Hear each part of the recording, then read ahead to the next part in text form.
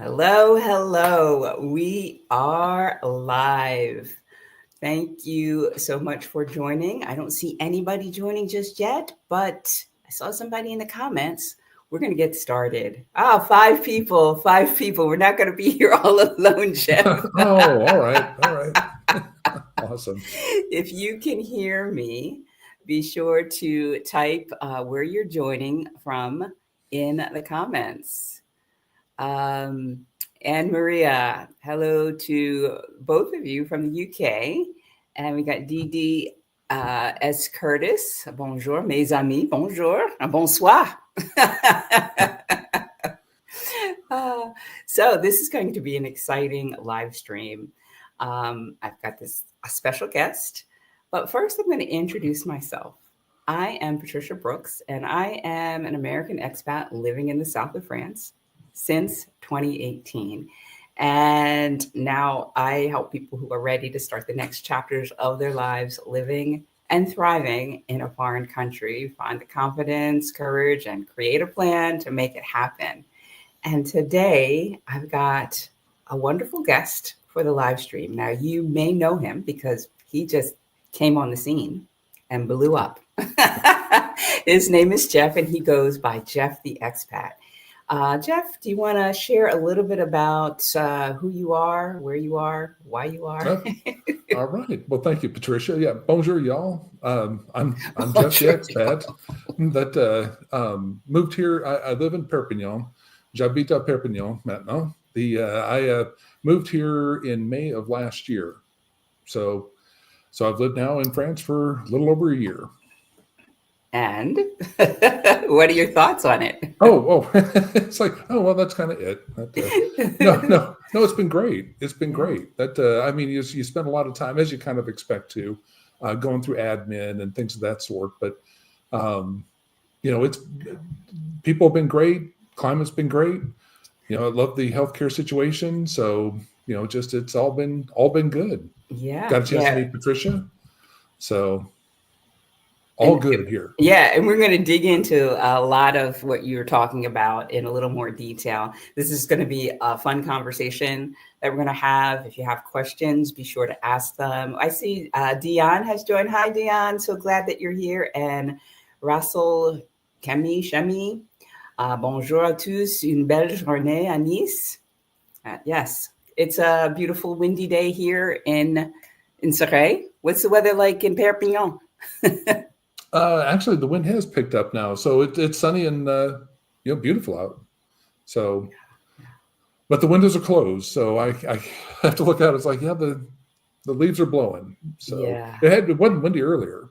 So it was windy here. I had my windows and doors open. I had my book. Pages of my book all around, and the wind just scattered them around. So maybe it'll put it in the right order, because that's what I'm struggling with now. It's like, okay, I've got all the chapters now. What are the order? What's the order for that?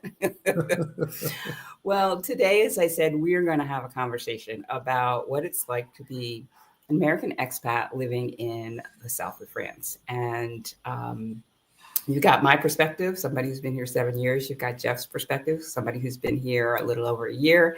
And we're going to dig in. So I'm curious, I've seen some videos on your channel, Jeff, and I love your content. Not all of them. You haven't watched all of them, have you? Not all of them.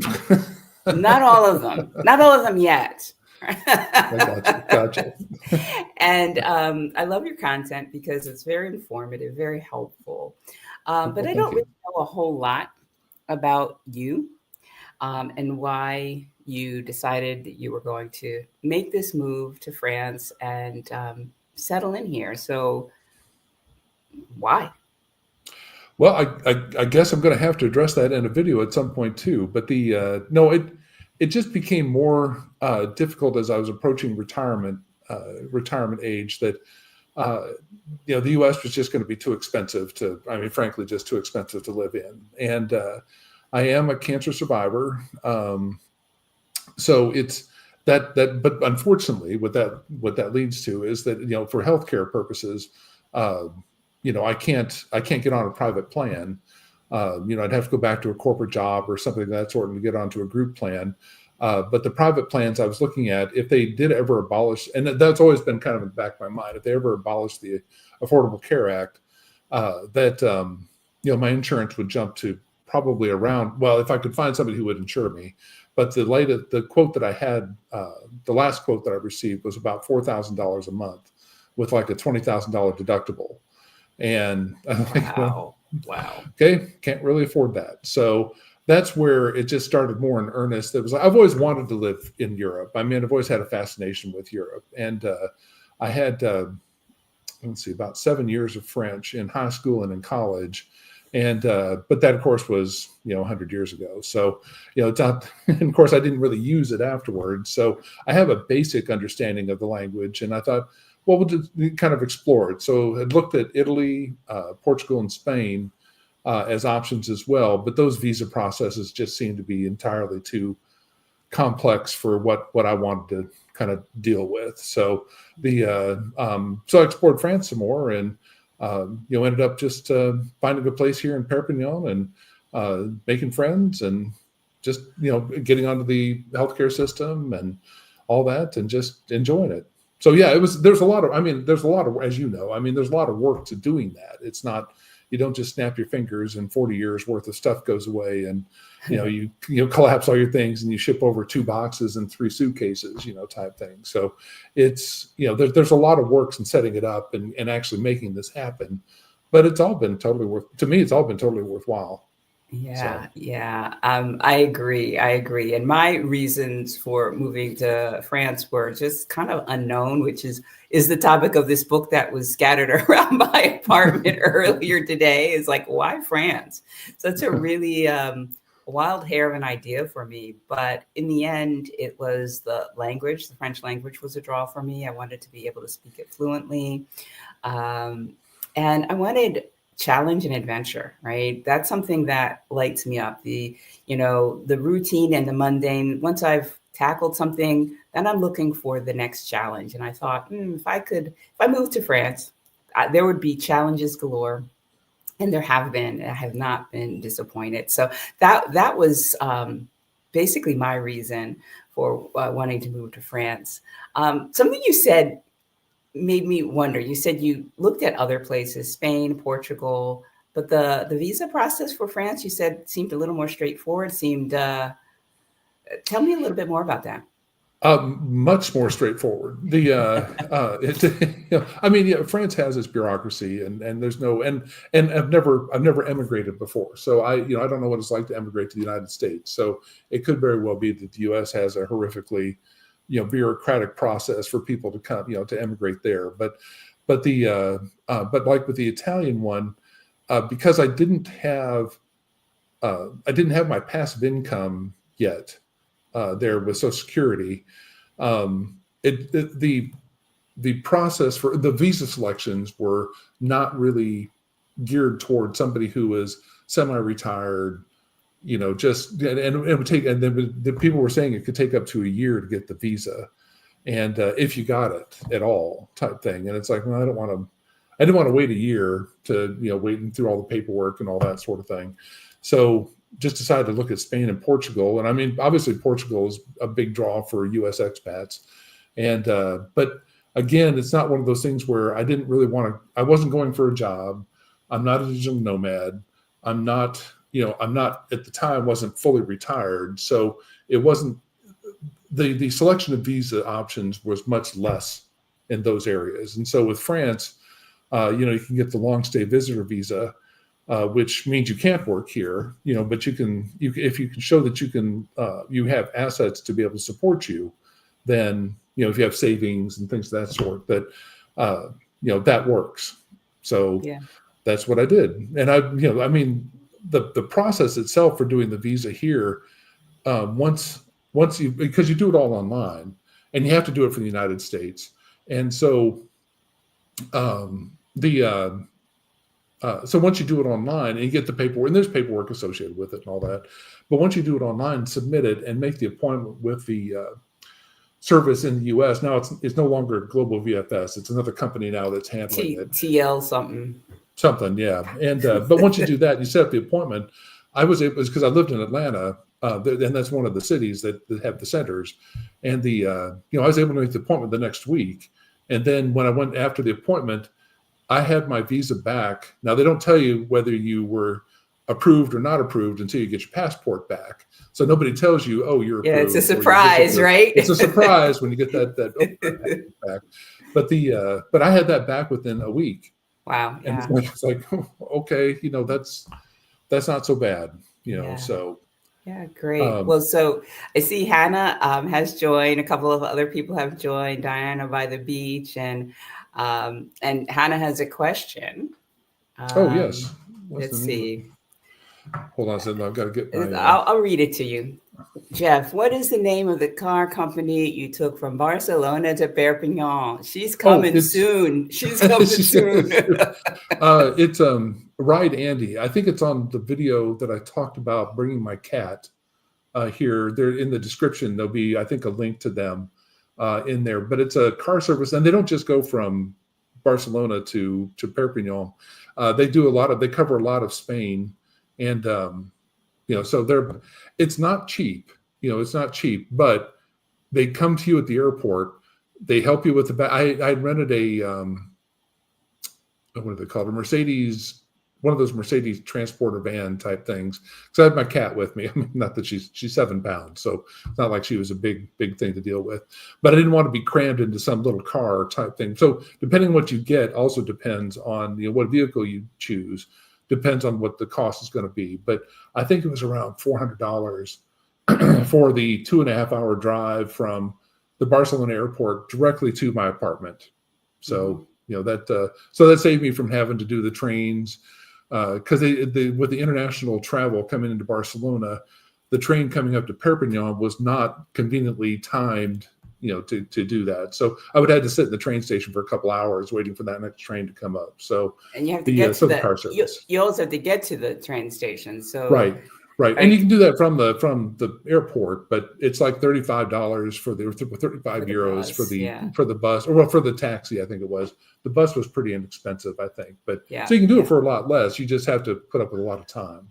Yeah. So, since I had my pet. Yeah. And Barcelona is the closest airport, and that's wonderful. But I now typically just fly into Paris just because I like to have the fact that the train station is in the airport, right? And I just get and go. So, but the car service, I mean, I've taken car services from Richmond, Virginia to Dulles, and it was expensive, but so worth it. So I said, I had like 2 big bags and a roller, my carry-on, and then of course the cat carrier, and the fellow came in and just helped with everything, on the way out to the vehicle, and loaded it up, and we took off, and I could just sleep. So that if I didn't have the cat, I probably wouldn't have done that.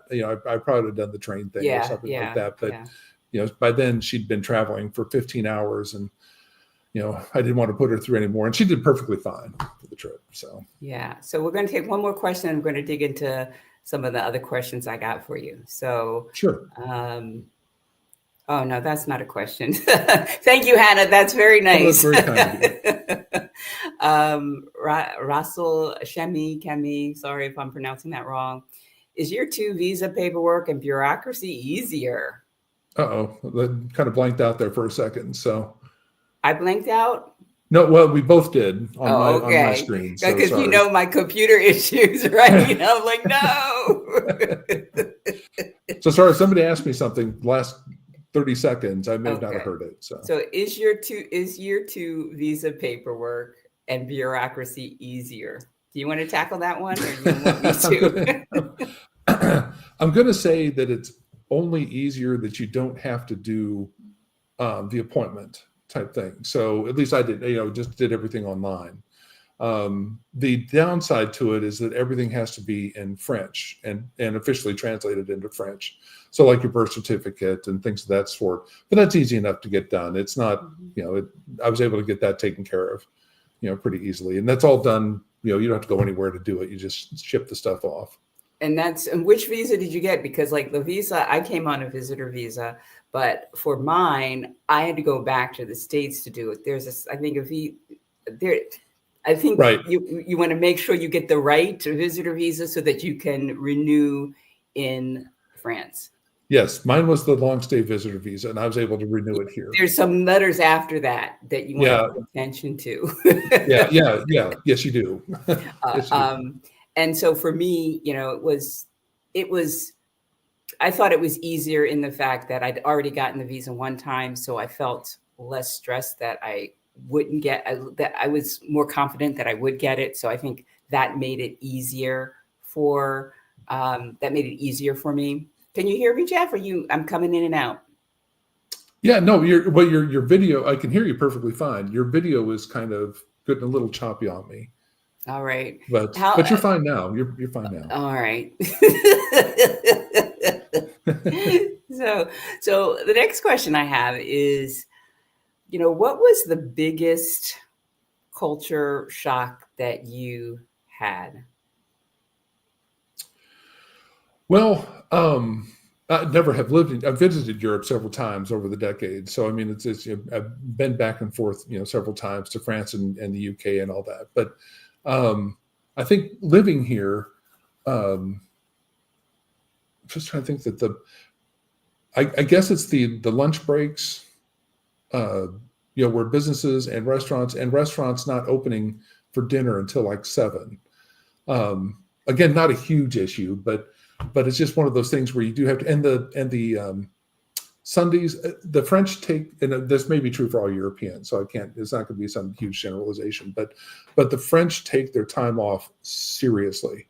And so it's, there's no, if you need to do any shopping, you need to do anything like that, and again, I'm retired, so it's not, I can do it during the week. It's not that big of a deal. But if I were here working, it'd probably be tougher for me to try to do like grocery shopping or these other things, because the grocery stores are only open. Most of the grocery stores are only open until like 1:00 on Sunday. But when holidays hit, the bus service, I don't have a car. So, the bus service really gets diminished. And then this year was the first year I experienced May 1st, which is Labor Day here, but there's like no mass transit in the cities type thing. Everybody is off. So a holiday is really a holiday, right? A holiday is really a holiday. And so, which is great. I mean, I love that. I love that, kind of dedication to work-life balance type thing. Yeah. But that was a bit of surprise to me. It was like, so next year I will better plan for May 1st that, rather than making plans to meet friends for lunch and then realize I had to walk 40 minutes to, go meet them. So, well, you could have 2 desserts then, right? Exactly. So I think, yes, the stores closing in the middle of the day, for me, it always seems like, I need to go to the post office and it's just about 11:30. Yeah. And I'm like, Or the pharmacy. That's another one where it's like, okay, well, I'll just pop in. It's like, okay, well, maybe not right now. I'll go back at 2, that. Yeah. So. And it's really not a big deal, but as Americans, we're so used to just being able to just not even have to think about, okay, is it open, right? We just go get in our car, right? Is it 10:00 at night? We go to the store, right? Yeah.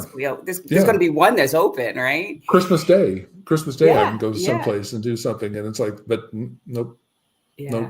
Nope. Maybe in major city, maybe like Paris or, Toulouse, they'll have more things might be open type thing. But certainly in this area, it's not. Yeah. And August is the other thing where it's, there are a lot of people shut down for 2 to 3 weeks. Businesses shut down for 2 to 3 weeks, and just which great for them, things like that. But it was just like, wow, okay, this is this is different. This is different. So yeah, I think for me there are a couple that were big culture shocks for me. The one was the personal space, and I've talked about that. Ad nauseum. People know I like my perimeter around me, and I'm working through that. I think the other one was people say they want to move to countries with slower paces of life because they want to slow down. But I found myself, and that wasn't really a motivator for me. But I recognized how hurried I can be when I am in a line at the grocery store and there's somebody in front of me who's checking out, and they're chatting it up with the cashier, right? And they're taking their old own time, and then they're oh, let me get my credit card out now. Like it's just like it's not a big rush at the end. And I found myself when it was my turn, always like throwing things in the bag, trying to get out of people's way in a hurry, Yeah. because Yeah, that exactly. was the way, you didn't want to hold somebody else up. And now I've started to kind of own, okay, now this is my time at the checkout. I'm going to, not make myself anxious because of that. And so that was one thing that surprised me. I didn't really know that would be a thing for me. Well, and you do have to, like they say, and again, this can be true for many places, but you have to pack your patience. Uh, there is nobody is in a rush to do anything, so your food comes a little slower. The service is still good at the places and all that sort of thing, but just doing the checkout at the grocery store, you could be there for a little while. It's not like it's going to be a huge amount of time type thing, but it's just, there's nobody is like, da, da, da, da, I got to get this done. I got to go then, and this is, every once in a while hit the people that are just, angry about having to wait in line or something like that. But for the most part, you really just, you call a plumber, it's going to be a little while. You go to the doctor, it's going to be a little while, but it's like, what am I doing anyway? Aside from the bus schedule, it's like, I don't, that's the only thing that drives me most of the time. It's like, okay, I got to hit the bus, but there'll be another bus, so Yeah, it's not, yeah. We yeah. got Giovanni M says we live for work and not live for work. I think we live to work and not to live. Not I don't work to know. live. What's Yeah, the we work to expression? live. We work to live and not live to work. Yes, yes, Yeah, exactly, yeah. exactly. Tricky one. We got a question from Dion, who is a member of my program. What level is your French? Have you taken the DELF exam?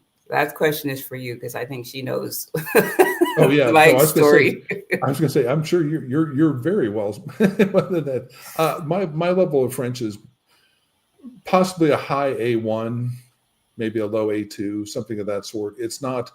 I'm not having regular conversations with people, and it's not I'm not in an immersive environment, and so that's something that I'm going to be taking on this year. Is that to improve my French. I can communicate with people. I can generally understand people better than I can talk with them.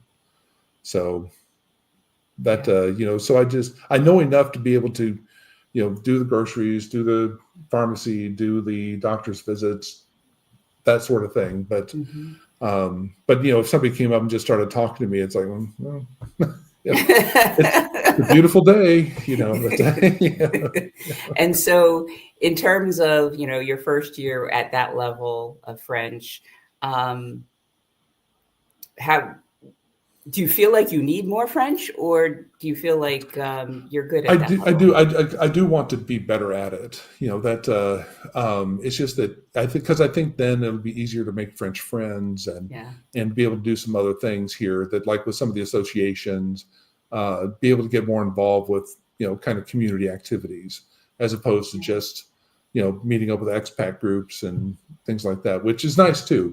I enjoy meeting up with people, but but I really want to learn more of the language so that I Yeah. can actually do more things. Yeah, I think be more integrated, but then also when those routine things become non-routine, and you're Mm-hmm. like, oh, this is different. I don't know how to express myself here.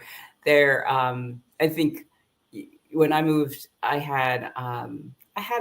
could understand slow spoken French. I could communicate okay, not as well as I thought when I was studying in the US. I'm like, oh, I'm good. I'm going to go over to France. And then I get Oh here man, and like I'm out of my element. I can't think clearly.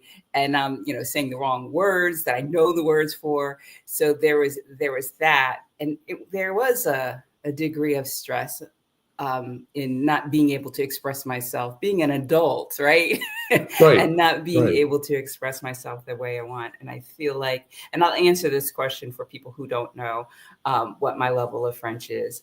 I just passed the DELF exam in March. Took it in March and found out I passed it in April, and at a B2 level. So B2 level there's a grading system or a level system for European languages. A1, A2 are A1 is beginner, A2 is just after that, like still beginner, but not, not intermediate beginner. Yeah, intermediate beginner, right? And then B1 is intermediate, B2 is upper intermediate, and then C1, which is the exam that I thought I was going to take. And when I started studying for that, when I was doing the studying for the written comprehension part, that part of the test was an hour. It would have been an hour, and I couldn't even finish reading the text, let alone answer the question. So I said, okay, I got to dial this back. It's like, maybe not that. Yeah. And so I took it at the B2 level, and definitely feel, having that diploma under my belt makes me feel so much more confident. Like, 2 days before I knew I passed, I was not as confident as having that piece of paper. Nothing changed except that. So definitely feels really good. That's great. Congratulations on that. Oh, thank you. I'm sure that was tough. Not an easy thing. Let's see what other questions we got here.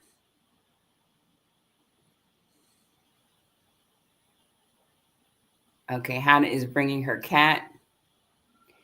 So how was it for you because you brought your cat? Well, yeah, that was probably about the worst part for me. I mean, it all worked out great, but in the U.S., when it depends on what size your cat is as well. My cat Freya is 7 pounds, so she's a small cat. And so she fits in a kennel that fits underneath the seat in front of you in economy on a flight. So you do have to check with the airline that you're going to plan on taking to see what the requirements are for having a pet in the cabin, because they do have a maximum number of pets that are allowed in the cabin per flight. I didn't have too much trouble with that, and she of course fits in the kennel and all that sort of thing. But the problem was, and I don't know why the U.S. has such an arcane, to me anyway, kind of an arcane system for this, is that you have to have your pet approved by USDA. You have to have paperwork, health certificate paperwork, approved by USDA registered veterinarian, which you just go to your local vet, go through, but you have to do this within 10 days of your flight, which is the part of it that's like, okay, couldn't we make this 15 days or something so that you don't have to, just get obsessed about how long this is going to take to get this paperwork? Because what happened to me is that she took her on the 10th day prior to my flight. Everything obviously was good with the vet. The vets send the paperwork electronically to the USDA, but they have to snail mail it back to you with the health certificate because it's signed, and apparently they need a wet signature, things of that sort. And so, but they overnighted it back to my house, which I thought, okay, even if it's the day of my flight, I can go back up to the house. I was staying at a hotel. I can go back up to the house. I can pick up the paperwork and take it to the airport the next day. No big deal. Well, of course, and it came back UPS, and it was the paperwork was coming from some vet out of Boston, which I don't know. They must just randomly select vets that have to sign off on this paperwork. But to make a short story long, the UPS folks lost the paperwork in Atlanta, which is their home base, and it got to Atlanta, and then don't know what happened to it. So I had to delay my trip by a week, and because you have to go through the process again, and of course you have to pay for everything again. And I had them FedEx it to the hotel this time, and that worked out perfectly fine. I got it like a day or two prior to my flight, and I was able to change the flight. It just cost me extra to stay at the hotel. I had a rental car, all that type of stuff. So there was additional expenses for that. And they told you to get the airport early. And so I'm like, okay, no big deal. And they said that they warned me that Atlanta was going to be worse than Barcelona, because Atlanta wasn't as used to dealing with international travel for pets type thing. So I'm like, okay, so I got there 4 hours early. Went up to the desk. Nobody at the Delta desk. Nobody in line. So I got up to the Delta desk. I had her in her kennel right on top of my roll-on bag, and bought. It was like $200 to buy her ticket, and nobody asked for any paperwork. Nobody cared. Went through TSA. Nobody cared.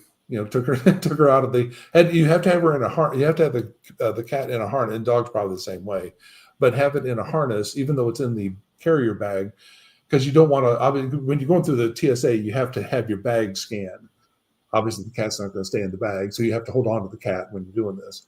And so, in any case, got her through all that. Got to the gate probably 3 hours early. I mean, hardly anybody was there. And I'm like, well, okay, nobody cared about the paperwork. Whatever. We'll see what happens in Barcelona. So, and I'm worried about the cat, obviously. I just, because she's never traveled this long, I didn't know if there's going to be issues. So I had, the wipes, the food, I had extra water, I had all this stuff ready to go type thing. And so anyway, get on the flight, told the flight attendants, like, look, I've got a cat, if she starts making noise, and if I'm not noticing it or got up or something like, just let me know, I'll take care of it, blah, blah, blah. Never heard a peep out of her the whole time type thing.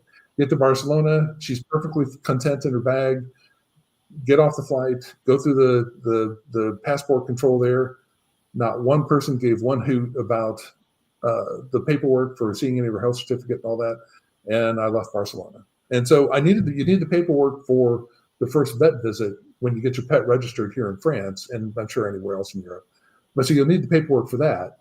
But from my experience, nobody gave one hoot about the paperwork for it. Now, if you have to put the pet in cargo, that might be a different story. You may have to go through all that other process and that. But if your cat's small enough that fits in the seat, underneath, you may just be able to. I mean, I wouldn't go without the paperwork, because then of course that's what. But I will say, for all the hassle you go through and the stress you go through waiting for that paperwork to come back.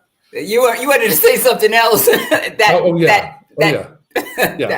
I'm trying to. Just believe me, there was a lot of other words used for the process, but yeah, no, it just no. And she traveled perfectly fine. I worried for no reason.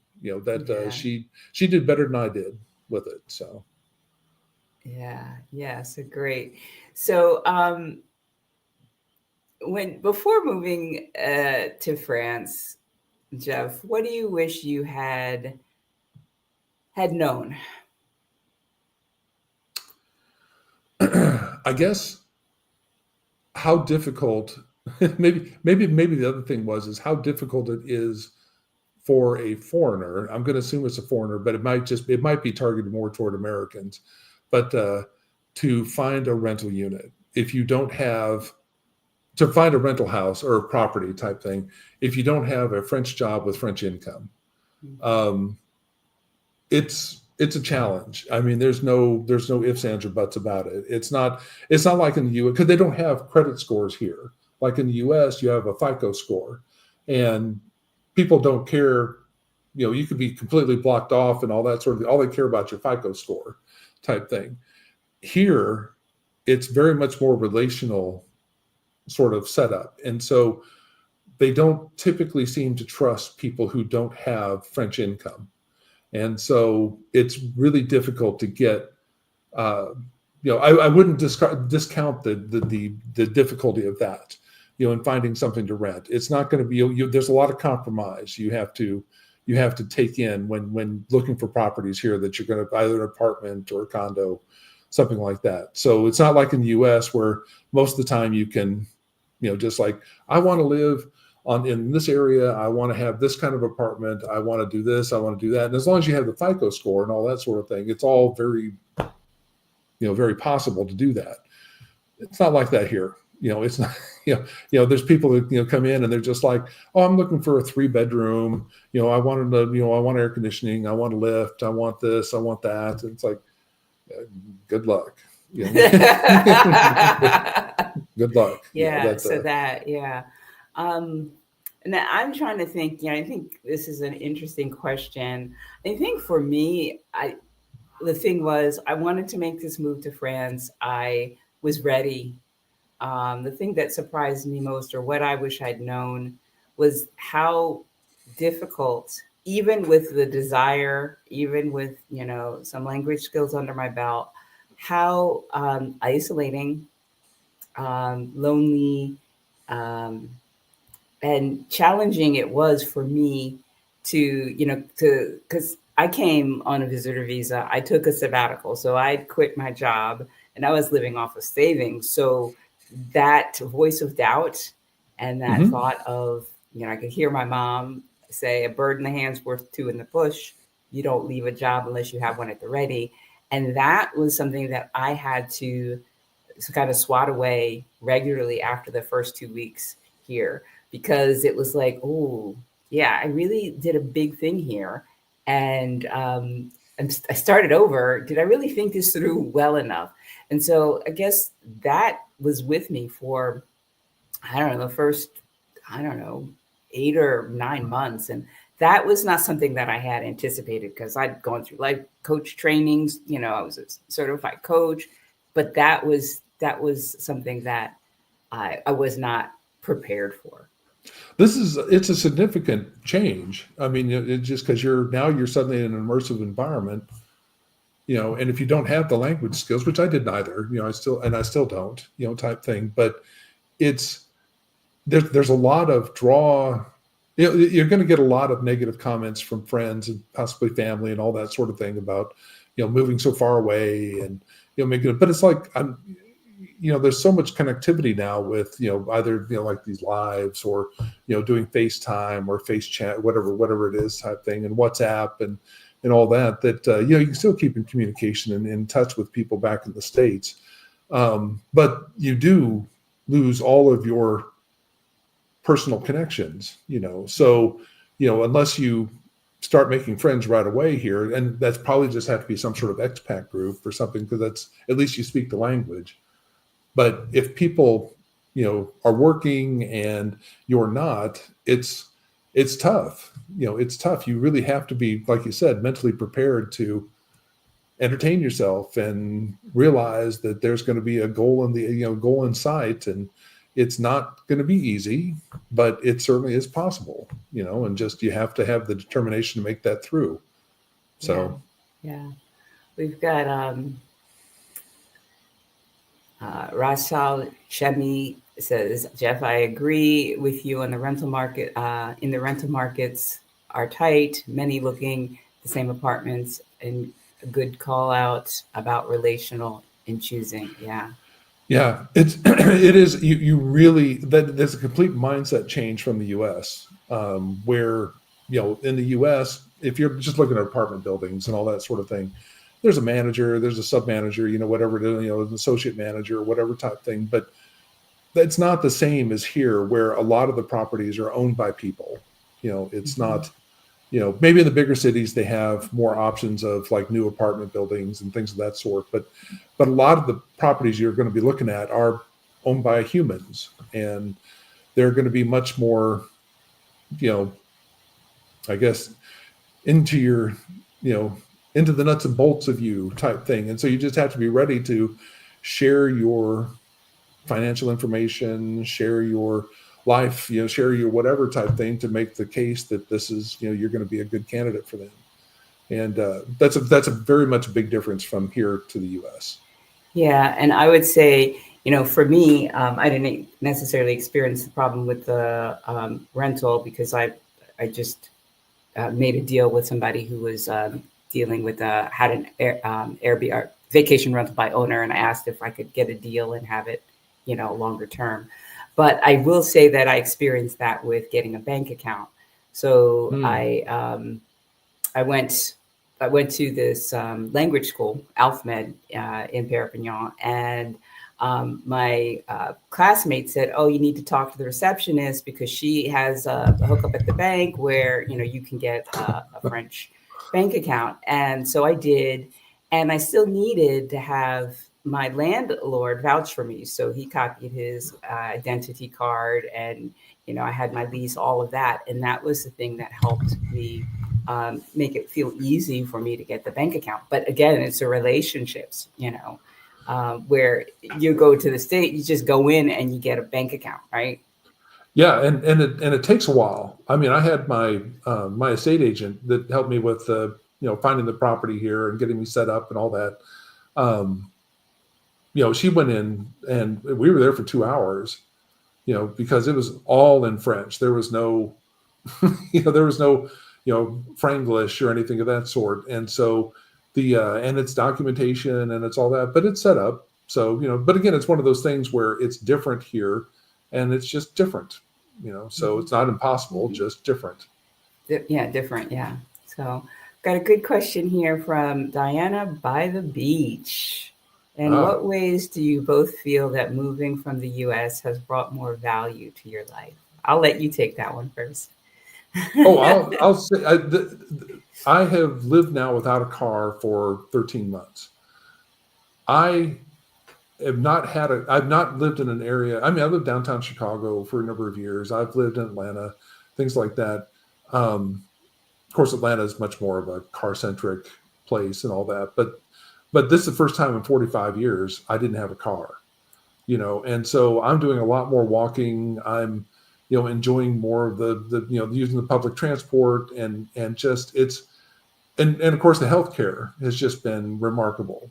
So I've been very happy with all that, and the food just is very good. And I mean, I'm not a fancy food eater. I'm not a foodie, so it's not. I'm not going to Michelin star restaurants or anything of that sort. But there's just so much good quality food here that and it's not expensive. Just comparatively. Mm-hmm.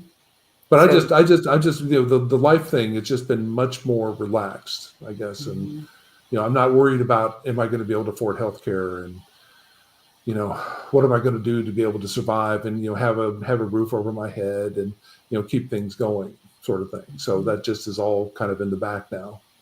Yeah. So really, quality of life, it sounds like, is improved.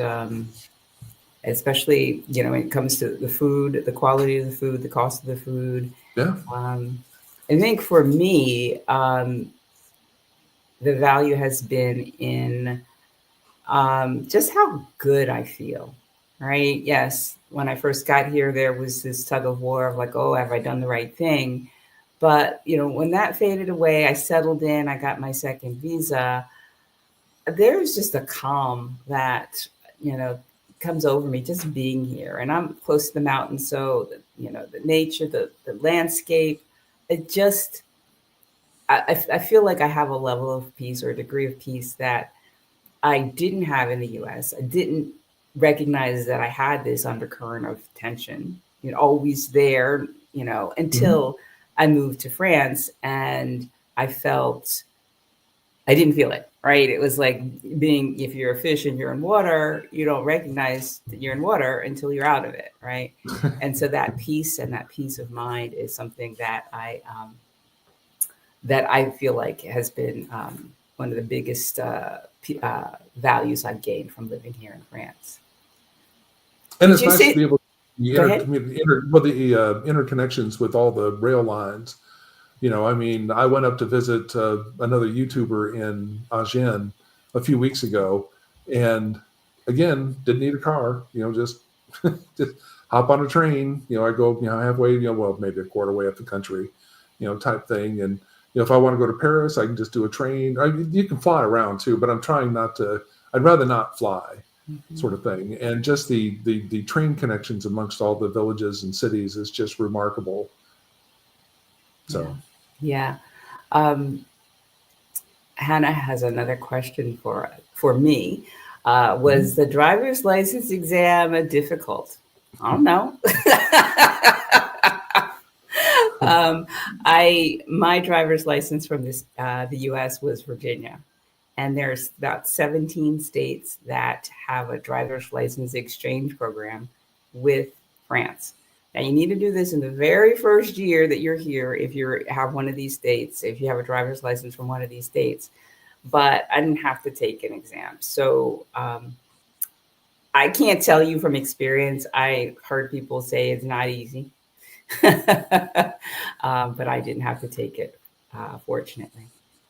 Yeah, and I'm in the process of exchanging my driver's license as well. Oh, So, so Georgia is a state that does oh that no, as well? I had had a temporary address in South Carolina. So So South Carolina is one. South Carolina, I don't know what the reasoning is between what some of the states like Oklahoma's. I'm originally from Oklahoma, but it's like, why does Oklahoma have some sort of treaty with France? So it's like, okay, But whatever. yeah, so Virginia, South Carolina, Oklahoma.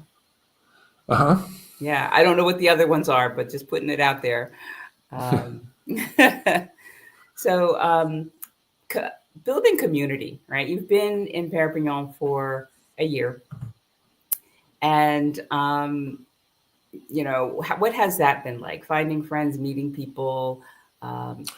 It actually has been not bad. Again, Perpignan is not as you know, I mean, it's not a popular place for people to typically like, I'm moving to France, I think I'm going to go to Perpignan, type thing. So I happened to be here because the real estate agent here was the only one that really responded and was able to find me something without me having to travel here to find a place to live, type thing. So I didn't want to spend the money to fly over here for an apartment that I'm just like, well, I could live in something for a year. I'm fine with that. It wasn't important enough for me to be like, oh, I've got to go see it and I've got to, check it out and all that sort of thing. It's like, I can put up with, I mean, she's not going to put me in some, rundown tenement type thing. So, so I just, put trust in that and it worked out fine. But no, and through her, there's been several, because she had connections with other Americans who live here that she's helped and just grew it from there. So once you get kind of connected to a few people, it's just all suddenly, you get into groups of other friends, and that just grows and grows. So, I mean, do I have as many friends as I had in the United States? No. But do I have more than I expected? Yeah. And of course, this whole YouTube thing has been just a wild ride with this. And so, meeting Patricia and meeting some other folks and all that. And now I know somebody in Céret and, it's got a friend there. Yeah. Yeah. So if you are not already subscribed to Jeff's channel, go ahead and go over there and subscribe. Oh, thank you, Patricia. And if you're not subscribed to mine, go ahead and do that. Oh, and by the way, click the like, right? Yeah, so that more people can wherever it is. Yeah. Click the like, click the subscribe. Yeah. Follow Patricia. She's an awesome person. Thank you. My ego can't take it. All right, we've got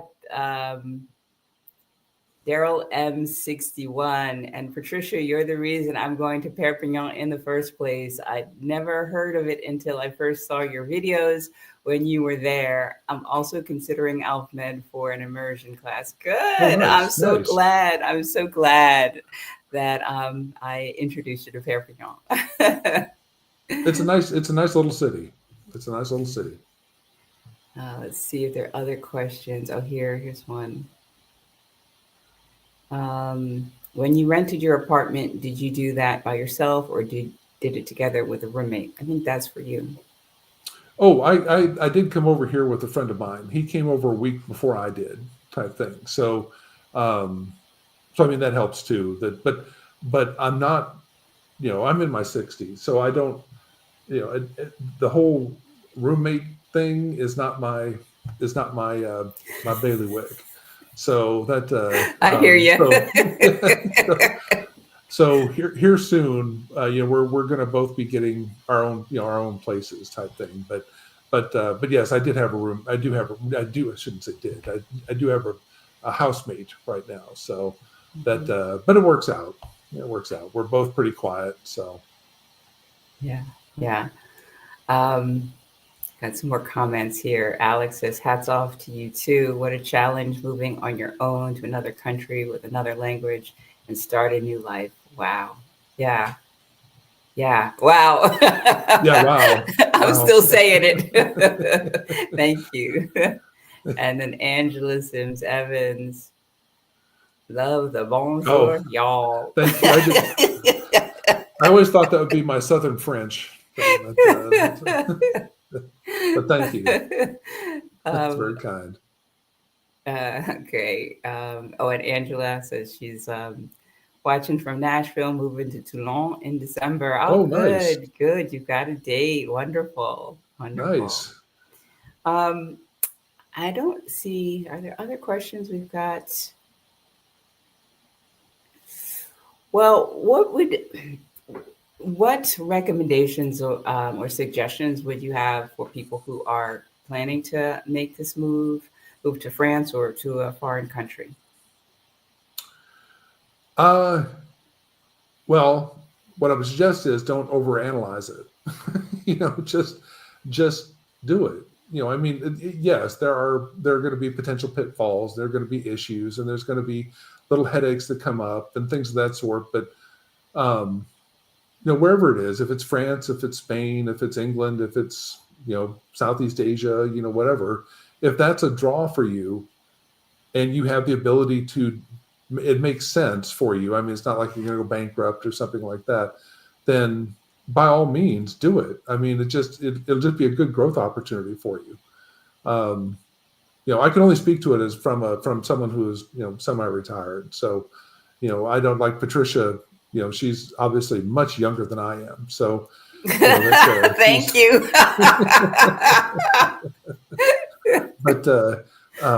but yeah, so it's not like I came over here and I'm like, well, I hope I can find work or something of that sort. I knew that I wouldn't be able to do that. So,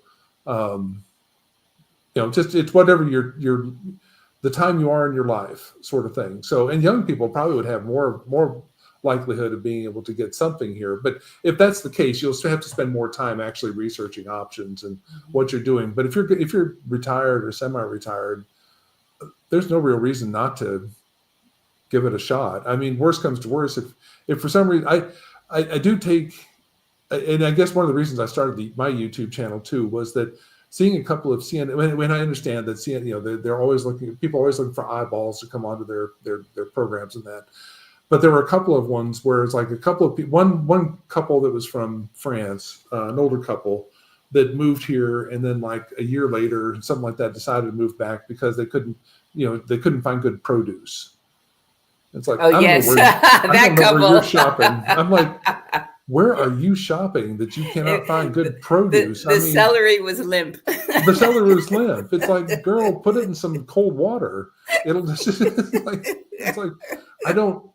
That just seems like such a stupid reason. And again, maybe there are other reasons for it type thing, but that certainly was what was highlighted in the article. And but I wouldn't, I know there are people that come over to Europe and like feel like they have to buy something immediately. I've got to buy something to move in. But honestly, just find a place you can land, spend time researching areas you want to live. Will I live in Perpignan the rest of my life? I don't know. I may or may not. I love France, but there are other regions of France. And there's no reason to go check other things out. So, but now that I'm here, I had the ability to do that.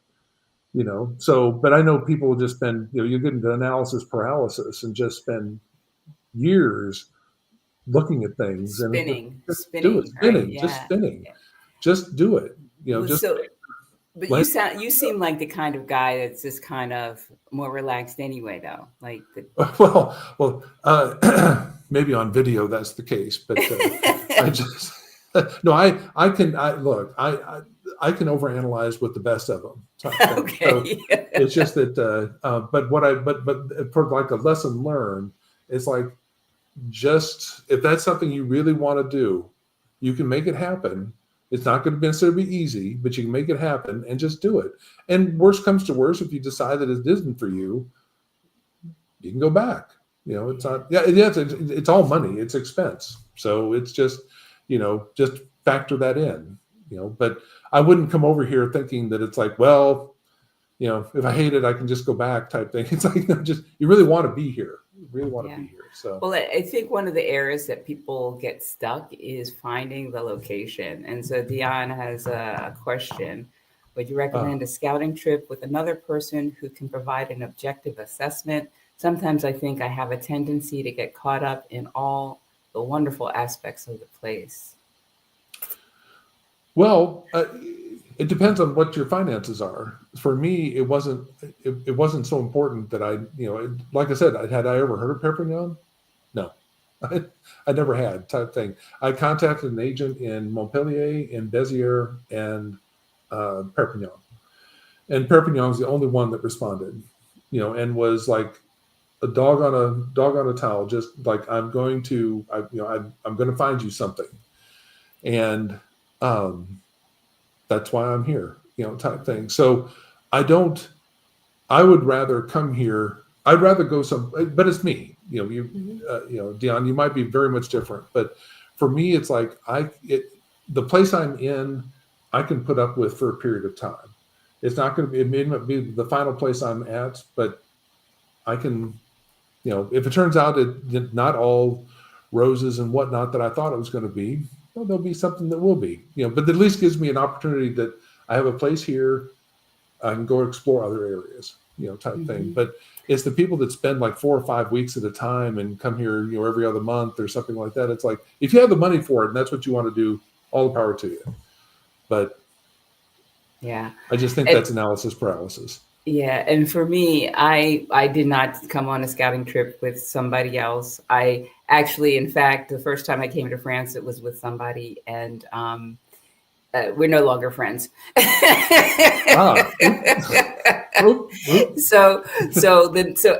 I came with somebody because I was like, oh, can I do this solo trip, on my own?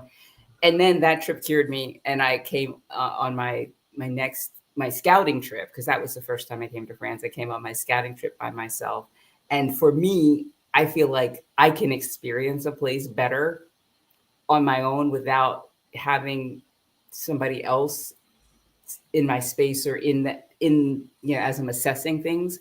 And for me, what it came down to was the feeling of the place, right? And so I may be different from a lot of people as well. I walked out. I was in Toulouse. Toulouse was not for me. I came on a day trip to Perpignan because I wanted to see the little river that runs through the town. And Salvador Dali said that the train station was the center of the world, and I wanted to see this train station. So I got on a train from Toulouse to Perpignan, and it was a drizzly, dreary day in May. The train station, just a normal train station. But when I walked down that palm tree lined street from the train station, something came over me, right? I was like, oh, where am I? This feels really good. And so for me, it was a feeling. It wasn't even necessarily a list of, oh, does it have this? Does it have that? It was how the place felt to me. So I don't know if we answered your question, Dion, but there you go. She's like, no, that did not answer my question. But let's see. We got a couple more questions. We'll answer what we have here, and then we're gonna go ahead and wrap up. I think it got me. I'm not sure if you heard Jeff's response. I might not have given a response, so I'll share what. How have you made friends and maintained friendships in your new location? How has the experience of creating new friendships been for you? So for me, as an introvert, I'm just going to own it. I used to say, oh, as somebody who has introvert tendencies. Yeah, I'm an introvert. I knew that I was going to have to put myself out there. And so when I got here, I got on a website called On Va Sortir, OVS, which is kind of like Meetup. And I started doing things on the Meetup site. And I found myself doing things that I really wasn't interested in, just so that I could make friends or be around people. And so that was my initial foray into it. And then 2020 happened. And so that kind of got me back into my introvert shell. But I have, in my first year, I made a couple of French friends. And that helped me to, again, meet other people. I did do a little bit of dating. So online dating sites. So then my boyfriend had friends, and so we'd hung out, so there was that. But I still have a friend from that first year that we stay connected. Now, he still lives in Perpignan. I'm in Céret, so we don't see each other that much, but he was very instrumental in my passing that DELF exam. He helped me with the oral piece of that, where, because he teaches French, teaches English, so he was telling me pointers. Oh yeah, we would say it this way, and so it was really helpful. But it's for me, it was definitely putting forth the effort of going out, doing things, and oftentimes being the one to say, oh, do you want to go for coffee? So that, because a lot of times, especially I think with the French, they may have their own friend circle, so they might not be looking for that. And you may have to put a little more effort in initially. And then, if there's a connection, then it takes off. The other thing I think that has helped is, just having a routine. I walk every morning. It's typically the same path. And on that route, I have made friends, right? I have gone to dinner at people's houses that are on my route just because I would see them, 3 times a week. And then over the course of a year and a half, they're like, oh, well, would you like to come to dinner? So I think there is that piece of being, it might take a little time, but being there, being present. Like, people see me, they know I'm a part of the community, whether or not I'm friends with them or not. So I think that persistence and being in the place and being out and about definitely helps. All right. Absolutely. And by the way, Hannah had a question about the car company. Okay. And so I typed the link in the private chat because I can't make the comment on Let's see. Okay. We prepared for this. All right. I'm going to put at Hannah Car Company. All right. All right. There's that. So I think we had a couple more, and then we're going to go ahead and wrap up. Friendships. Oh, is it still windy? Talk about the wind in Perpignan. It gets breezy. Breezy, come on. The first apartment I had here was a 4th floor walk up. And so in the US, that's a 5th floor apartment type thing. It was the top floor of the building. And it had French doors pretty much in every room. There was no windows, just doors. And those winds, when the Tramontana, was it Tramontana? Is that the winds here? Yes. That when they kick in, like they said, I think somebody had told me it was like they could last 3 minutes, 3 days, 3 months, whatever it is. And it's constant. It's not like it's just breezy every once in a while type thing. It's a howling wind that comes through sort of thing. And I probably haven't seen it last more than a couple of days type thing. But boy, that was like living in a tornado inside that apartment. I mean, you had to close the doors, and it just was like, that wind is serious. It's a serious wind. And what's nice is that if you're walking against it, like you're downtown, it's an aerobic activity then, when you're just getting your walk in type thing. But no, the wind here is something you need to make peace with. It's not, it doesn't end. I mean, it does end. You have periods of time where there's no wind, but when it kicks in, it's hold on. You hold on. You hold on. That's no, it's cows flying. It's all this stuff. That was something that surprised me when I moved to Perpignan. I moved in January, and I think I've experienced my first Tramontana experience in February. And I was like, where the heck am I? I was not aware of it. I was taken off guard. And it just, the palm trees were just They were fighting. It's just, and how they still stand. It's remarkable. But no, it's a strong wind. It's not all the time, but I mean, you're right next to the Mediterranean. You're right next to the Pyrenees, so Yeah, you so get high winds. yeah, and I'm a little bit insulated. They say, oh well, in Céret it's not as bad as Perpignan, and maybe that's the case, but it is windy here too. So, Well, it's windy in a lot of the places around here. I mean, and Narbonne and all that gets it too. It's just for whatever reason, Perpignan seems to be more in the path of it. So we have 2 more questions, and then we're going to wrap up. Okay. Yali's rare exotic fruits. Oh wow! Good morning. Any suggestions on the south of France areas where one can have a small garden? The south of France. Yeah. Anywhere. Anywhere.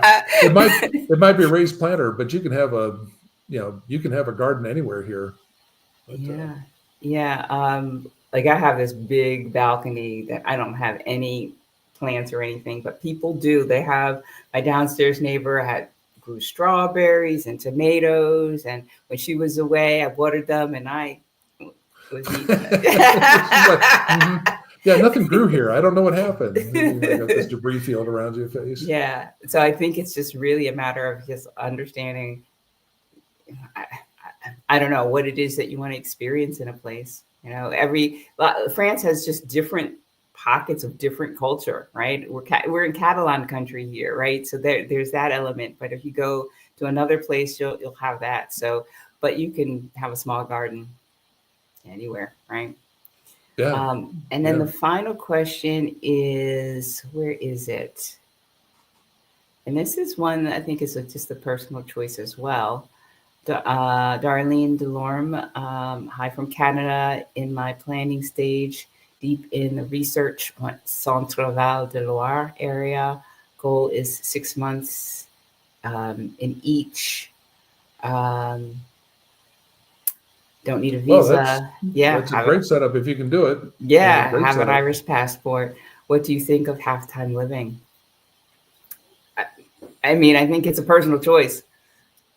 Yeah, I wouldn't want to do all the travel back and forth that frequently, but yeah, if that's something you want to do, then people make it work. Great.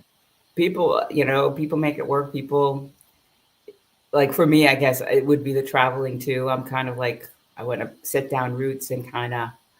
I have my pet, so yeah, I don't want to deal with that too. Yeah. So, I think that we've covered all of the questions here. And bonjour, y'all. PNW. I'm going to do my glasses here. Here we go. Oh, PN Westy. I don't know if that's Pacific Northwest, but PN Westy. I would say so. I don't know. What else could it be? Howdy. Bonjour, y'all. Bonjour, y'all. And here we go. Really enjoyed the live stream. Thank you. Looking forward to your next one. Ooh, awesome. I'm going to get one last question in from Hannah.